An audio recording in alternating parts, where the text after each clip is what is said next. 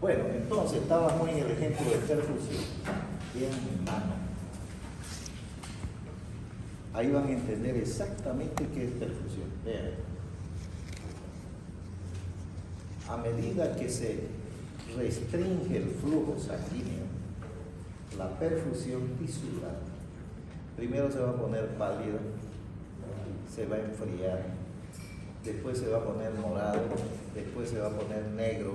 Si yo mantengo la falta de flujo, de perfusión, ¿ya? ¿Qué va a suceder? Se va a morir la célula. La célula cerebral se muere en 3 a 5 minutos. La muscular demora un poco más.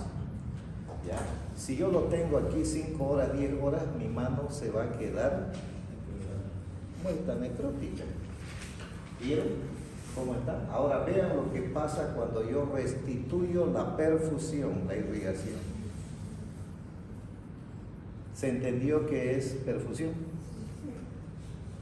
¿Seguro? Muy bien. Difusión. ¿Qué es difusión? No es nada más que el pasaje. A ver, el aire que tenemos acá tiene oxígeno. Al 21% eso se llama fracción inspirada de oxígeno. Es la famosa FiO2, ¿ya? Entonces, el aire en cualquier parte del mundo tiene 21 partes de oxígeno. Esa se llama FiO2. Entonces, ¿qué es la difusión?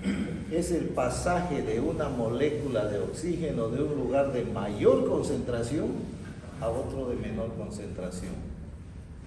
Pasaje a través de la membrana alveolo-capilar que se llama. ¿De acuerdo? O sea que por difusión sale, meto aire, llega al alveolo, se concentra ahí, ahora tiene que pasar al otro lado y pasa al otro lado a la molécula de oxígeno, se junta con la hemoglobina, hace oxihemoglobina, un medio de transporte del glóbulo rojo, y la hemoglobina y el oxígeno se van de parranda o de paseo, si ustedes quieren, llegan hasta la pared celular donde el oxígeno penetra la pared celular, el citoplasma celular, llega hasta la mitocondria y ahí se produce la liberación de energía. Eso es ventilación, perfusión y difusión. Si ustedes entienden eso, les aseguro que entienden, y tienen que entenderlo, pues ya lo llevaron en segundo y en tercer año, ¿no? Entonces, insuficiencia respiratoria es eso. ¿Qué trastorno de perfusión me puede llevar a insuficiencia respiratoria? Ejemplo, un tromboembolismo pulmonar.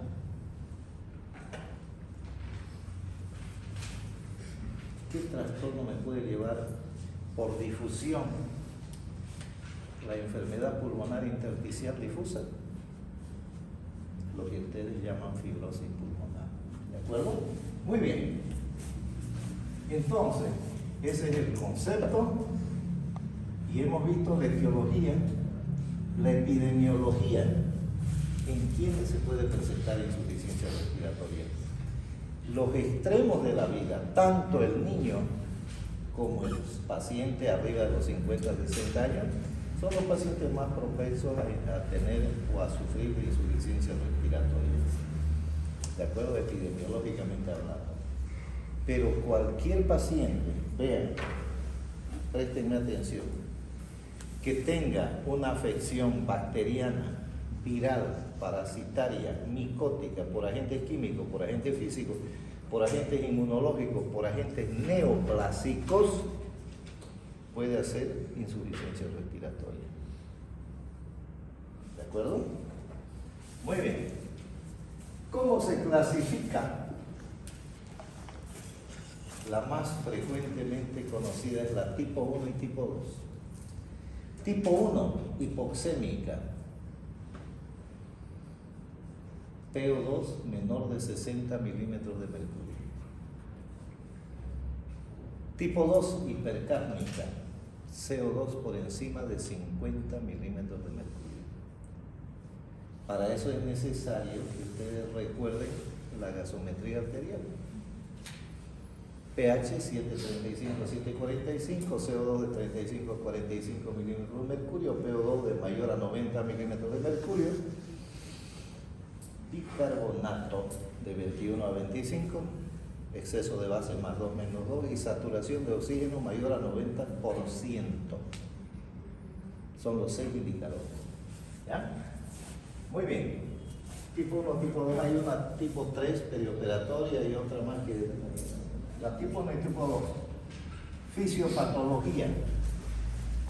Esto es importante que ustedes me presten todo el mundo atención.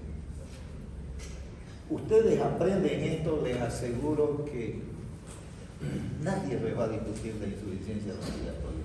¿Por qué? Porque todas las neumopatías, sean agudas o crónicas, llevan a insuficiencia respiratoria. Muy bien, vamos. Esto que estoy dibujando aquí, vamos a suponer que es un alveolo. Y vamos a suponer que este otro es otro alveolo. Y vamos a suponer este es un alveolo, este es otro alveolo, y que esto es el espacio intersticial. Entre alveolo y alveolo está el espacio intersticial. Primer año de medicina, histología. ¿Ya? Eso está en el HAM, no sé cuál llevará, o LESON, no sé cuál llevará, pero ahí está. Muy bien. ¿Cuál es el contenido del espacio intersticial? Capilares y linfáticos. ¿Qué es lo que circula por los capilares? Sangre. ¿Cuáles son los componentes de la sangre? Líquido, elementos figurados y proteínas. ¿Cuáles son los elementos figurados? Glóbulos rojos, glóbulos blancos, plaquetas. ¿Para qué sirven los linfáticos? Para drenar el exceso de líquido del espacio intersticial hacia el conducto torácico. Eso es en equilibrio, porque hay veces, como por ejemplo en otras situaciones, por decirle así, un edema agudo del pulmón, se llena el espacio intersticial y el paciente hace edema agudo del pulmón. ¿Ya? No abastece los linfáticos para drenar todo eso. Muy bien. Ya sabemos, alveolo, espacio intersticial, sus componentes. Ahora quiero que recuerden esto hoy, mañana y siempre. Me duele. No tomé mi aloxicam de hoy día en la mañana.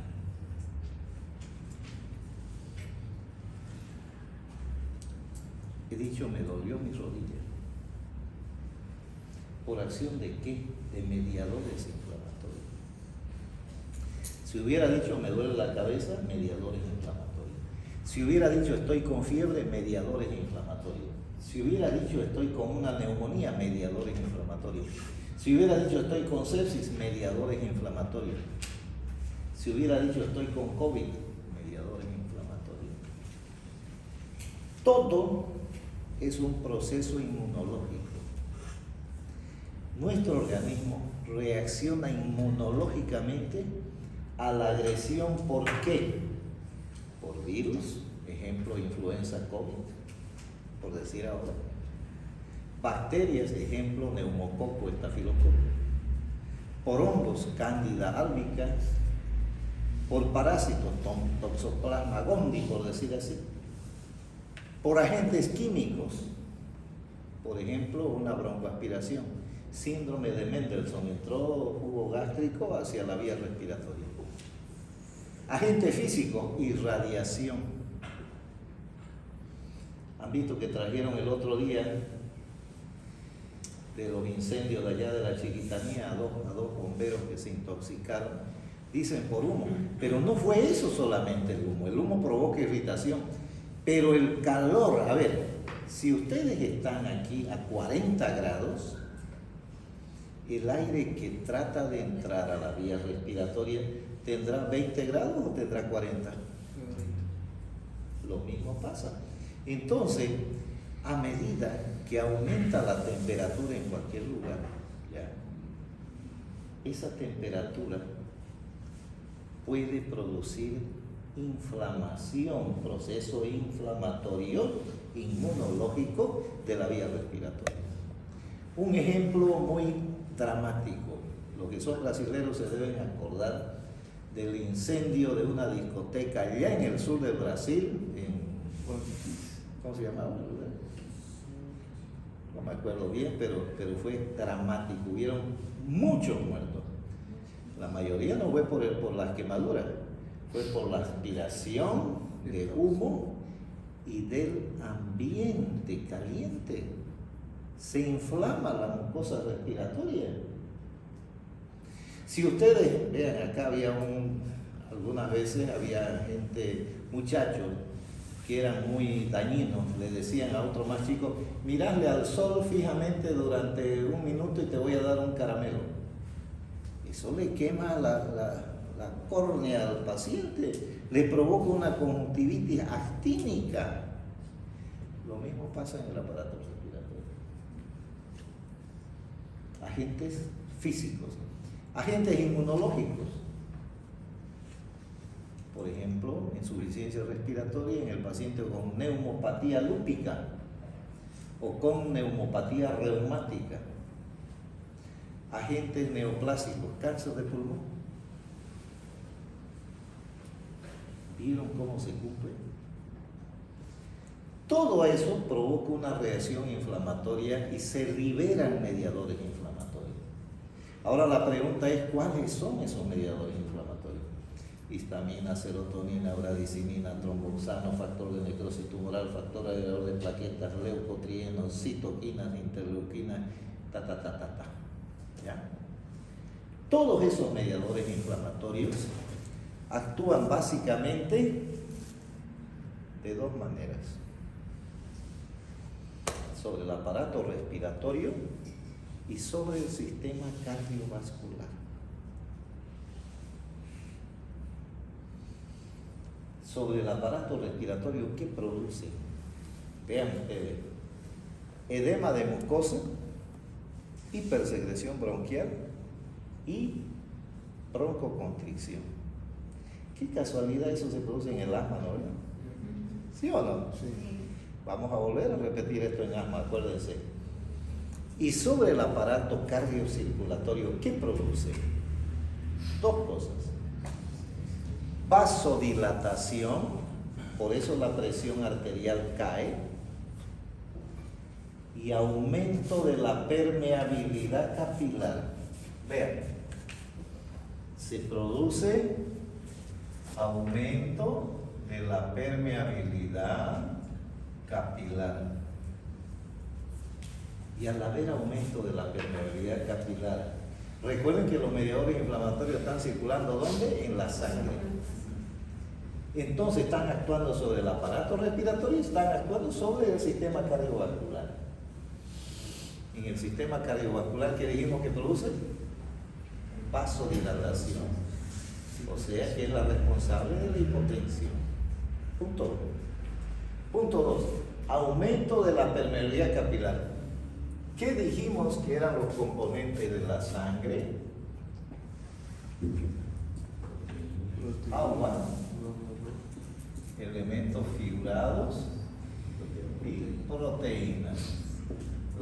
Elementos figurados, ¿cuáles son? Glóbulos rojos, glóbulos blancos y plaquetas. ¿De acuerdo? Entonces, ¿qué es lo primero que sale?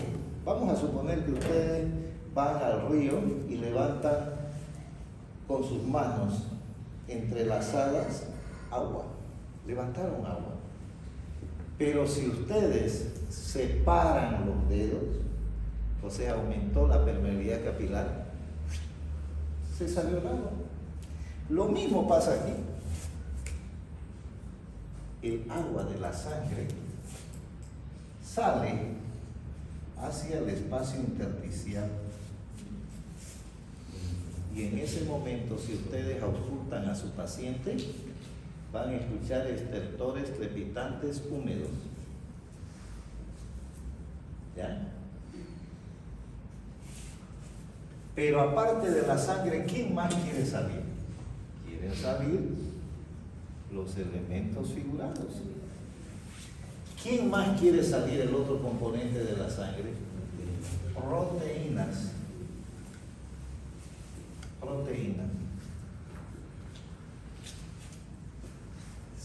tengo aquí un aula para 50 estudiantes y le meto 100, ¿qué va a suceder? Va a aumentar la presión dentro de la sala.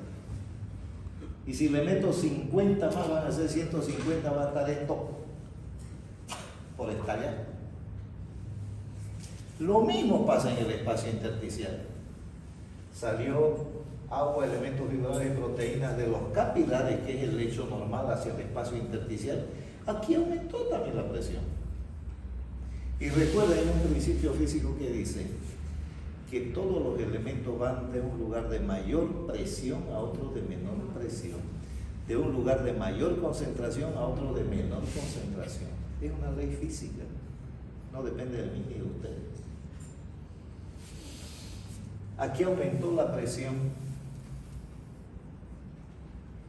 se está produciendo un disturbio de ventilación-perfusión, que es la principal causa de insuficiencia respiratoria. ¿Ya? Muy bien. Si yo abro la puerta y aquí hay 200 estudiantes, lo primero que van a querer es salir volando de aquí, de un lugar de mayor concentración a otro de menor concentración. Lo mismo pasa aquí. Y el primero que huye hacia otro lugar de menor concentración, que es el espacio alveolar, es el agua. ¿De acuerdo? El agua. Y junto con el agua, también los elementos figurados. Elementos figurados. ¿Y quién más quiere salir? Las proteínas también quieren salir. Y bueno, escuchen esto. Las proteínas tratan de traspasar la pared alveolar y al tratar de pasar la pared alveolar, la destruyen la pared alveolar. Destruyen el surfactante alveolar, llamada también sustancia tensioactiva, que es el que mantiene la arquitectura alveolar. El surfactante alveolar, llamada también sustancia tensioactiva, es quien mantiene la arquitectura alveolar. ¿Qué significa eso? Que es la que mantiene al alveolo insuflado. Disminuyó o no se produce surfactante, ¿qué va a pasar con el alveolo? Se colapsó, se atelectació y de inmediato se produce insuficiencia respiratoria. Yo para entender la fisiopatología. Y colorín colorado, el cuento se ha acabado porque ya yo me he cansado. Hasta le he causado sueño, ve a su compañera. Y miren, la serenata duró hasta tarde, ¿no? Y yo juro que me atienden. Oh, mi Dios.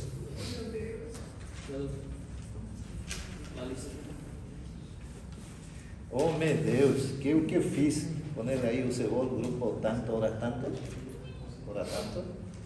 la fecha. ¿Alguna pregunta sobre fisiopatología para que podamos seguir? A ver, vamos, pregunten ahora. A ver. Doctor, ¿cómo se llama lo que dijo cuando salen las proteínas? ¿Cuál era la pared que destruía? Muy buena pregunta, ¿cómo te llamas? Ángelo. Ángel, ¿qué? Santa Cruz. Un ángel de Santa Cruz. Tampoco, muy buena pregunta. A ver, presten atención. Si este es un alveolo y este es otro alveolo, esta es la pared alveolar. Y en la pared alveolar están, ¿qué cosas? Los neumocitos tipo. ¿Quiénes producen surfactantes? Son los neumocitos tipo 2. La proteína destruye los neumocitos tipo 2. Destruye el surfactante alveolar. Entonces ya el alveolo ya no puede estar insuflado. Y como una casa, si ustedes le quitan los horcones, las pilastras, ¿no? Desaba, se aplasta, se hunde, se colapsa, se atelectasia. ¿De acuerdo? ¿Dio para entender? Sí. ¿Seguro? ¿Sí? Muy bien. Entonces, fisiopatología. ¿Ya? Presten atención con esto. Vamos a utilizar el cuerpo humano. Gracias. Más fácil así. Etiológicamente, vean ustedes, ubíquenos en el cuerpo humano. ¿Qué causas pueden causar por producir insuficiencia respiratoria? Vamos por la cabeza. Algo que afecte el cerebro, accidente cerebrovascular isquémico y hemorrágico, por decir así. Meningitis también. Sigamos bajando. ¿Qué tenemos aquí? La columna vertebral. Una sección medular, un traumatismo, se chocaron, como el paciente que tenemos en la cama número 9 de la terapia intensiva, sufrió una sección de C3 y C4, y el paciente C2 y C3, y el paciente quedó cuadripléjico. Una sección medular, una mielitis también, ¿no? Sigamos, hemos visto cabeza, columna, sistema neuromuscular, neuro y músculo. Ejemplo, miastenia gravis, síndrome de Guillain-Barré. Sigamos, enfermedades torácicas. ¿Cuáles, por ejemplo? Un derrame pleural, un neumotórax o una panneumonía. Sigamos bajando. Ya dije hace rato también edema de glotis, ¿se acuerdan? Sí. Muy bien. Sigamos bajando. Síndrome de distrés respiratorio que afecta precisamente ¿qué cosa? Los alveolos. Etiológicamente esas pueden ser las causas de insuficiencia respiratoria. Recuerden, cualquier enfermedad en su máxima expresión neumológica lleva a insuficiencia respiratoria, sea por bacteria, por virus, por hongos, por parásitos, por agentes químicos, físicos, inmunológicos o neoplásicos y otros de causa desconocida. ¿Ya? Diagnóstico clínico lo hacemos a través de ¿qué? De la semiología, inspección, palpación, percusión, ocultación. ¿Cómo está el paciente en insuficiencia respiratoria? ¿Está de cúbito dorsal horizontal o está en posición ortopnéica? En posición ortopnéica, sentado o semisentada. Porque de cúbito dorsal, ese paciente no va a poder respirar, tiene que estar así.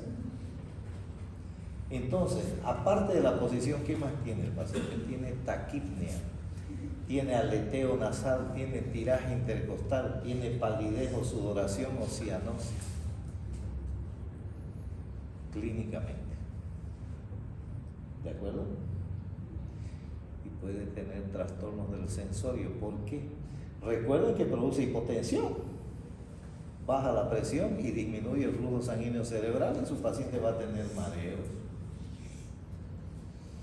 sonolencia, convulsiones, coma y muerte, si no se soluciona el problema. Laboratorio. ¿Con qué se hace el diagnóstico? Con la gasometría arterial. Ustedes tienen la obligación de saber gasometría arterial. La vieron en segundo año en fisiología, en tercer año en fisiopatología y en semiología. Y ahorita acabo de darle los indicadores normales. ¿Por qué? Porque ustedes tienen que saber algo que se llama PAFI. PAFI. ¿De dónde sale la PAFI? De aquí. Presión arterial de oxígeno sobre fracción inspirada de oxígeno. Esta es la famosa PAFI. ¿De acuerdo? Si ustedes aprenden eso hoy día, en la noche van a estar haciendo diagnósticos de síndrome de distrés respiratorio. Esto también se llama índice de Kirby. Vamos a hacer un ejercicio. Lo normal, una PAFI normal,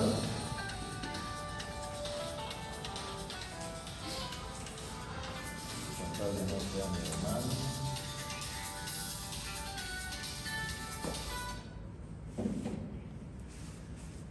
Lo normal es mayor a 300.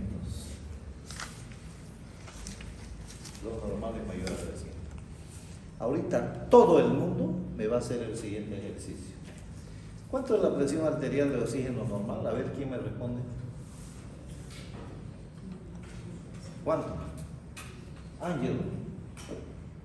Santa Cruz. Presión arterial. Presión arterial de oxígeno. ¿Cuánto es lo normal? De 90 a 100 milímetros de mercurio. ¿Cuánto es la FiO2 normal? 21%, ¿acaso no les dije hace rato? ¿Sí o no? ¿Estamos de acuerdo? ¿Sí o no? Respondan, pues. Sí. Entonces, la presión arterial de oxígeno normal es de 90 a 100 milímetros de mercurio. Y la fracción inspirada de oxígeno FiO2 normal es del 21%. Entonces, para sacar la PAFI, yo tengo que dividir del resultado de la gasometría la presión arterial de oxígeno entre la fracción inspirada de oxígeno. Vamos a suponer que la presión arterial de oxígeno es de 90 en el paciente. Dividido entre 21%, ¿cuánto da? A ver. 4.2. Las tres primeras cifras, ¿cuánto dio?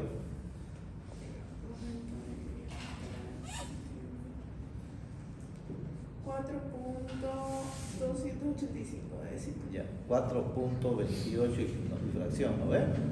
¿Sí o no? Sí. Entonces, como esos son decimales, ¿cómo se transforma en enteros? En el kinder a mí me enseñaron de que se elimina la coma y ya se transformó en entero. Entonces, ¿cuánto quedó? 4.28. ¿No ven? ¿Sí o no? Muy bien. ¿4.28 es mayor o menor a 300? ¿Ah? ¿Qué es? ¿Mayor o menor? Mayor. Entonces será normal. ¿Ya? Muy bien. ¿Ah? No le entendió nada. Haga en su computadora, haga su divida 90 entre 21. A ver, si no lo hacen, no lo van a aprender. ¿Para qué se compran un iPhone si no lo van a utilizar? Barbaridade. Oh, meu Deus. Tem piedade da gente. ¿Ah? 4.28. Vezes Como 100. ya no hay problema. Da 4.28. ¿no?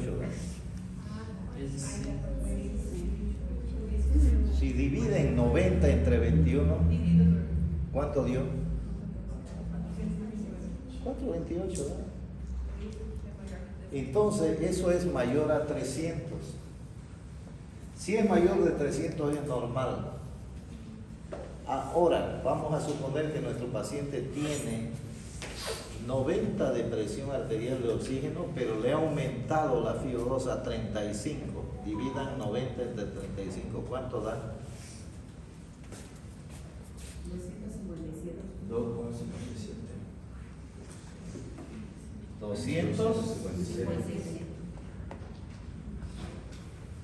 257. ¿Eso es mayor o menor a 300? Entonces será síndrome de distrés respiratorio leve. ¿Ya? Otro ejercicio.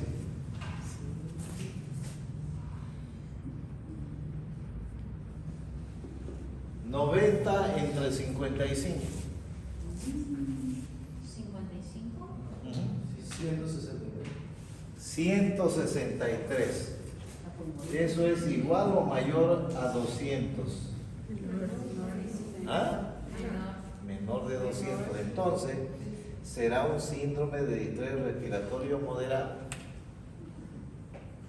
Otro.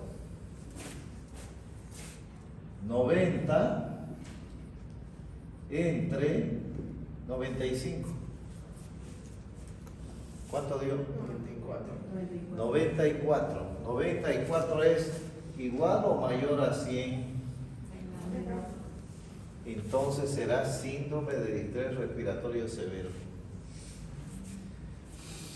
¿Vieron qué fácil es ser neumólogo? Y encima me pagan todavía por eso. Habla, Ángel. Quiero ver. ¿Cuál era la última síndrome de estrés respiratorio? Severo.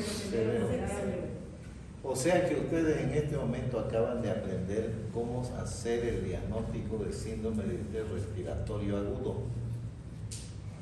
Esto se llama consenso de Berlín. Ya vamos a hablar más adelante de distrés, pero ahorita ya estamos adelantando. Lo normal de la PAFI es mayor a 300. Si es menor de 300 es un síndrome respiratorio leve. Si es menor de 200 es un síndrome de distrés respiratorio moderado. Si es menor de 100 será un síndrome de distrés respiratorio severo. ¿Dio para entender? ¿Ah? Sí. ¿Seguro? Sí. Bueno, entonces, también para qué sirve, con qué otra cosa se puede hacer diagnóstico con la espirometría. Espirometría han visto también ustedes en el segundo año y el tercer año. ¿De acuerdo? ¿Para qué sirve una espirometría? Para hacer diagnóstico de procesos obstructivos, restrictivos y mixtos. ¿Cuáles son los procesos obstructivos? Asma, EPOC. ¿Cuáles son los procesos restrictivos? Enfermedad pulmonar intersticial difusa. ¿Cuáles son los mixtos? La combinación de asma y EPOC. ¿Cómo se hace eso?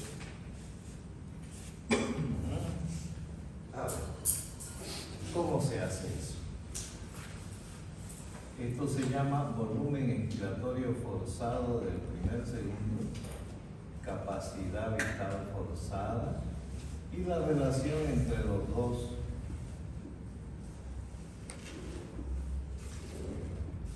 ¿Ya? Y aquí tenemos un proceso obstructivo. Recuerden, obstructivo es asma EPOC. Restrictivo, la fibrosis, digamos. Y mixto, muy bien. Presten atención. ¿Para qué dijimos que sirve la espirometría? Para hacer diagnóstico de insuficiencia respiratoria obstructiva o restrictiva. ¿Cuáles son los procesos obstructivos? Asma EPOC. ¿Cuáles son los restrictivos? Enfermedad pulmonar intersticial difusa. ¿Cuáles son los mixtos? La combinación. Muy bien.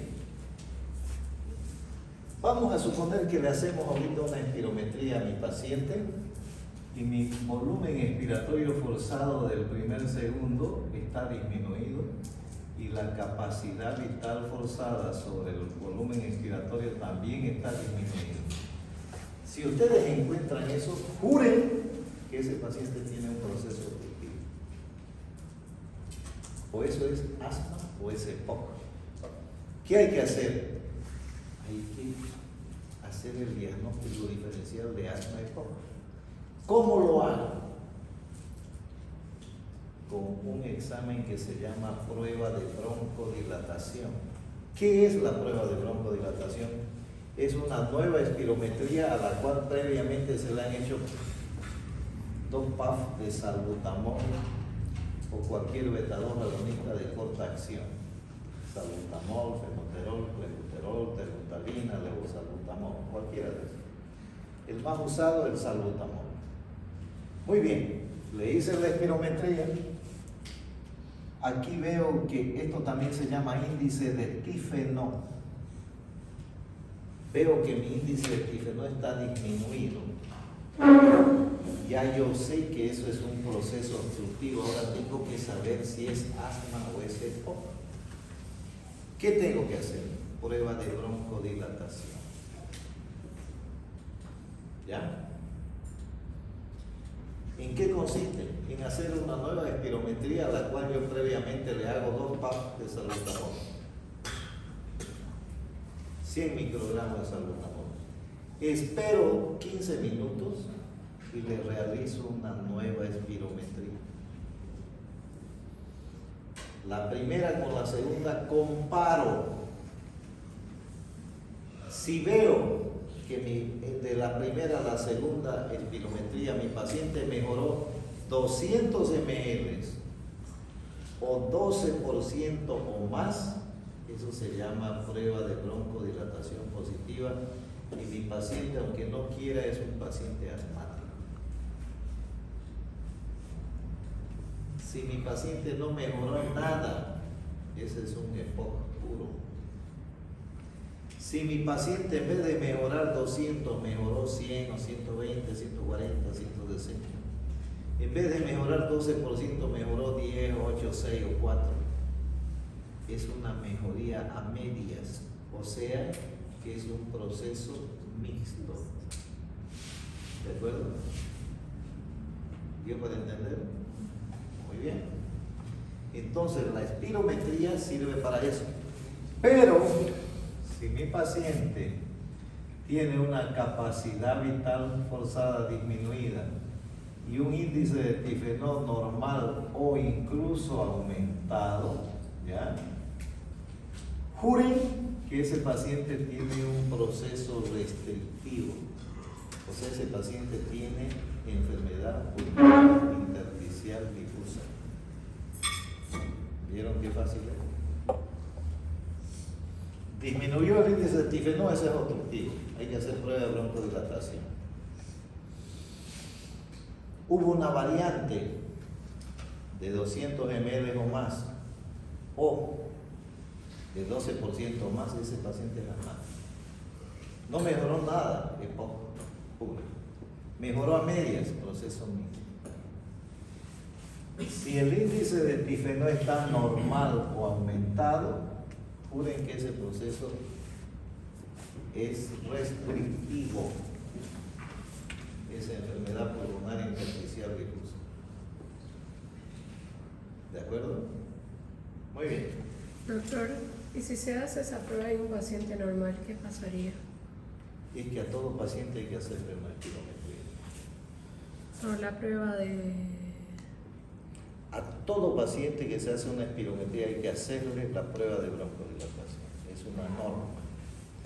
Porque hay muchos pacientes que aparentemente son normales. Aparentemente. Respiran normal, todo eso, de vez en cuando una tos. Pero si le hacen, la pregunta que usted ha hecho es muy, muy pertinente. Si ese paciente teóricamente le da una espirometría normal, igualito hay que hacer una prueba de broncodilatación. ¿Por qué? Porque el paciente asmático durante los periodos intercrisis está normal. Entonces, ¿qué es lo que tenemos que hacer? Diagnosticar. Si ese paciente después de la prueba de broncodilatación continúa igual que al principio, normal también, ese no es asmático. Pero si después de la prueba de broncodilatación, a pesar de que la primera espirometría puede estar normal, le hacen y hay una variante de 200 o de 12%, ese paciente es asmático, aunque no quiera. Le voy a decir un secreto, yo soy asmático desde los 23 años de edad. Yo vivo todos los días tomando en la noche mi Montelukast con levocetericina y con mi formoterol y fluticasona, todos los días de mi vida. Hace 3 semanas, ¿no ves que estuvo feo el tiempo, no? Estaba mal, muy mal. ¿Por qué es así?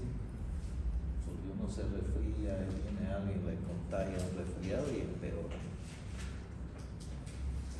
Uno se acostumbra a vivir así. Por si acaso.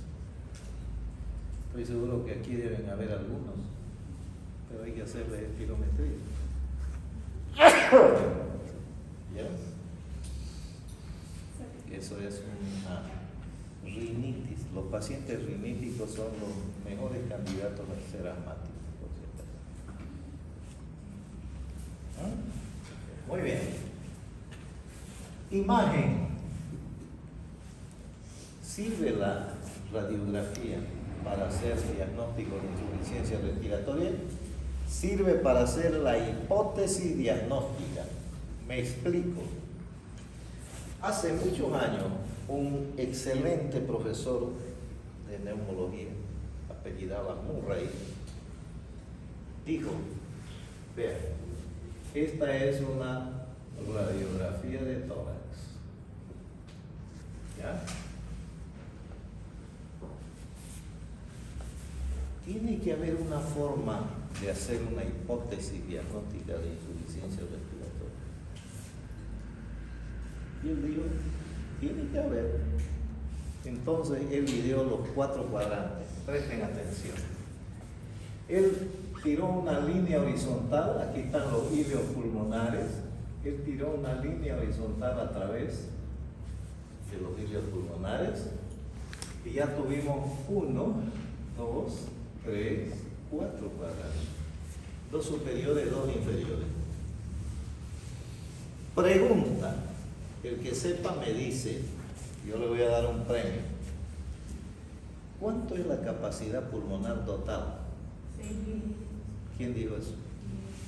6.000. Muy bien, usted acaba de ganar un pirulito. No, usted se ha ganado un punto. Tiene 50 con uno ya, 51, ya pasó. ¿Cómo se llama? ¿Ah? Joana. Ah, tenía que ser, todas las Juanitas son buenas. ¿Joana qué? Landa. ¿Ah? Landa. Landa.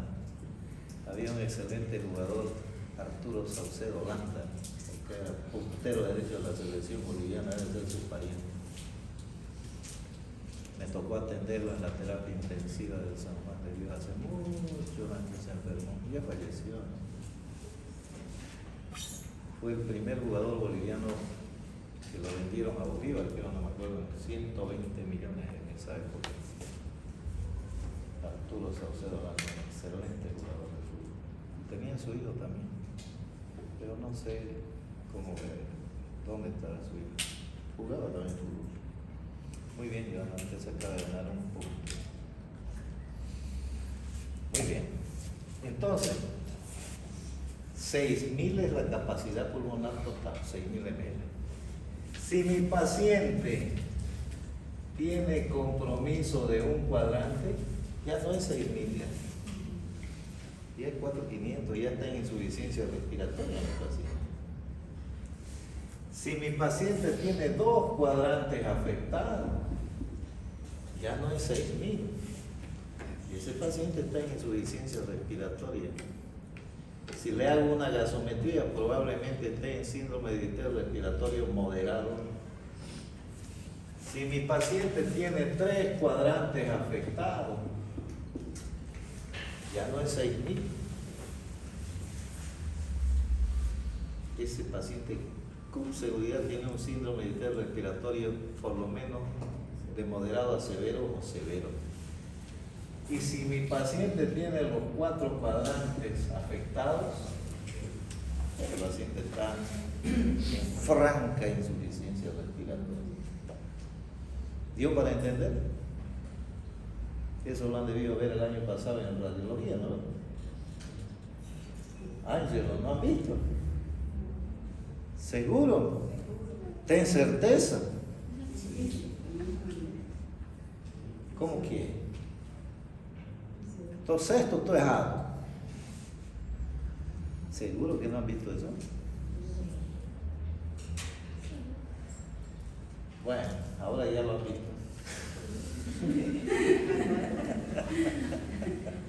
Hay que divertirse, ¿ya? Entonces, bien, ustedes, la radiografía sirve para hacer una impresión o hipótesis diagnóstica. La tomografía también. Pero el diagnóstico de insuficiencia respiratoria, no se me olviden, se lo hace con una gasometría arterial. ¿De acuerdo? Se puede hacer también con el oxímetro de pulso. Acuérdense que durante la pandemia la gasometría es el examen más completo, tiene 6 indicadores. La gasometría, dentro de esos indicadores está la oximetría, la saturación de oxígeno.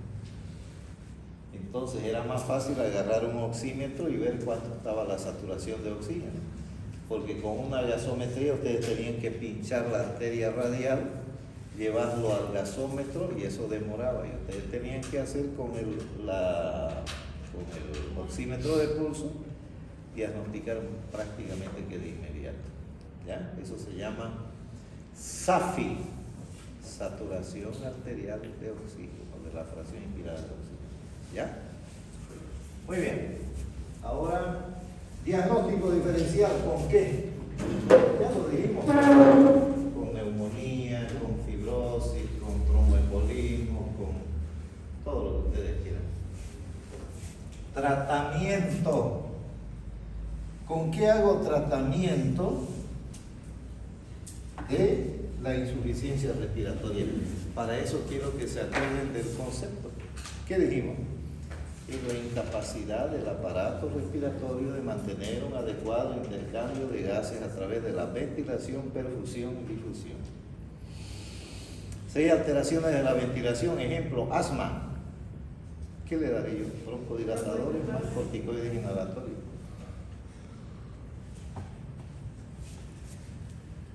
A ver, trastorno de la ventilación. ¿Tengo un cuerpo extraño? Bueno, le sacaré el cuerpo extraño. ¿Tengo tapones de moco? Pues entonces haré un aspirado bronquial. Lo complicado va a ser si mi paciente tiene miastenia gravis o síndrome de Guillain-Barré, tiene que ir a terapia intensiva para que colocarlo en una prótesis ventilatoria. Vamos a suponer de que mi paciente tiene insuficiencia respiratoria por insuficiencia cardíaca. Recuerden que la insuficiencia cardíaca y el edema agudo del pulmón causan insuficiencia respiratoria. ¿Qué tendré que hacer ahí? Darle digitálicos y diuréticos. ¿Ya? Vamos a suponer que mi paciente tiene insuficiencia respiratoria porque tiene una paneumonía. ¿Qué tengo que dar? Obviamente, siempre una tinción de Gram, un micológico directo, una baciloscopía, cultivo para gérmenes comunes, pesquisa de células neoplásicas, cultivo para hongos en medio de saburó y darle antibióticos si es bacteria, antimicóticos si es hongo, antiparasitarios si son parásitos y antivirales si son virus. ¿Acaso hay tratamiento para los virus? Me dio el año pasado un estudiante. Está bien que pregunta, me parece correcta la pregunta. ¿Pero acaso el COVID ahora no se trata? Había el Remdesivir durante la pandemia y ahora hay el Molnupiravir para el virus del COVID. ¿No? Y para la influencia, ¿qué hay? No le vayan a poner influencia, no es que yo digo nomás influencia, es influenza. Hay pues la vacuna, ¿no? Y hay el Oseltamivir, que es el que sirve para el tratamiento de la influenza. ¿De acuerdo? Y si es por hongos, le daré pues voriconazol, fluconazol, ketoconazol, amphotericina B, alguna de esas cosas. ¿Ya? Entonces, el tratamiento estará dirigido a mejorar el aporte de oxígeno.